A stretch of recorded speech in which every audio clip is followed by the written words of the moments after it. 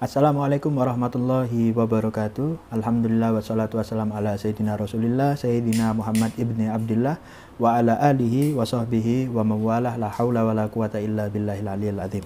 Rabbi shrah li sadri wa yassir li amri wahlul 'uqdatam min lisani yafqahu qawli. Subhanaka la ilma lana illa ma 'allamtana innaka antal alimul hakim. Walhamdulillahi rabbil alamin. Nah, para pemirsa LTN NU Badung yang insya Allah dirahmati oleh Allah Subhanahu wa Ta'ala, di video kali ini kami akan melanjutkan kajian atau pembahasan yang mana melanjutkan daripada edisi video sebelumnya, yang mana saya telah membahas bab-bab tentang wudhu dan bab-bab sebelumnya juga. Di video kali ini kami akan melanjutkan, yaitu membahas faslun atau bab tentang mandi. Nah, al-ghusl lugatan, mandi dalam arti bahasa adalah as-sayalan atau yang berarti aliran air. Kemudian menurut syariat atau syara'an adalah sayalanul ma' ala jami'il badan biniyatin makhsusah, yaitu mandi menurut syariat adalah aliran air atau mengalirnya air daripada seluruh badan, mengalirnya air ke seluruh badan dengan membaca niat yang khusus. Nah, qala al-muallif rahimahullahu ta'ala wa nafa'ana bihi wa bi ulumihi fid dharain amin ila an qala faslun al-ghusl. Ya, walladzi yujibul ghusl sittatu asya'. Nah, di dalam mandi ini ada 6 hal yang mewajibkan kita untuk mandi, yaitu sittatu asya', ada 6 perkara atau 6 hal. Salah satu tashtariku fihar rijal wan nisa, ada 3 hal yang mana mencakupi untuk pria dan wanita. Kemudian wasalah satu takhtasu bihan nisa, dan ada 3 hal yang mana khusus untuk perempuan. Apa saja itu? Salah satu tashtariku fihar rijal wan nisa wa hiya al-iltiqa'ul khitanain. Yang pertama adalah bertemunya 2 alat kelamin atau setelah berhubungan suami istri. Kemudian yang kedua adalah wa inzalul mani, ketika keluarnya mani. Kemudian yang ketiga wal maut, kematian. Nah, jadi 3 hal ini ketika kita alami maka wajib untuk mandi.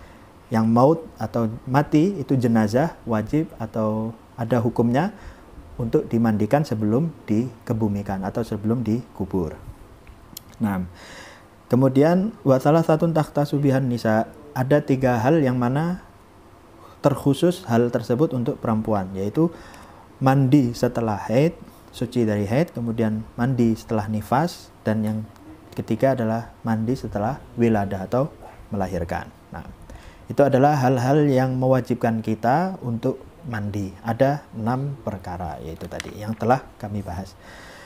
Nah, setelah itu masuk ke fardu-fardunya mandi, yaitu faslun wa faraidul ghusl. Fardu daripada mandi itu ada 3 hal. Yang pertama adalah an-niyat, jadi sebelum mandi kita membaca niat. Kemudian kedua, izalatun najazah idza kanat ala badani, menghilangkan atau menurunkan, membersihkan najis apabila ketika ada najis di badan kita, dibersihkan terlebih dahulu. Kemudian ketiga, wa isalul ma ila jami' sya'ri wa basyari, dan yang terakhir adalah meratakan atau mengguyur air ke seluruh rambut dan kulit kita. Nah, itu adalah daripada fardunya mandi. Nah, kemudian sunnah-sunnah daripada mandi ada 5 perkara. Yang pertama adalah at-tasmiyah, membaca basmalah. Kemudian wal wudu qablahu, wudu sebelum mandi. Kemudian wa imrul yad ala jasad, menjalankan tangan ke seluruh badan, yaitu ya mengalirkan air seperti ini. Kemudian wal muwalah, terus menerus. Dan kemudian yang terakhir wa taqdimul yumna al yusra, mendahulukan yang kanan kemudian yang kiri.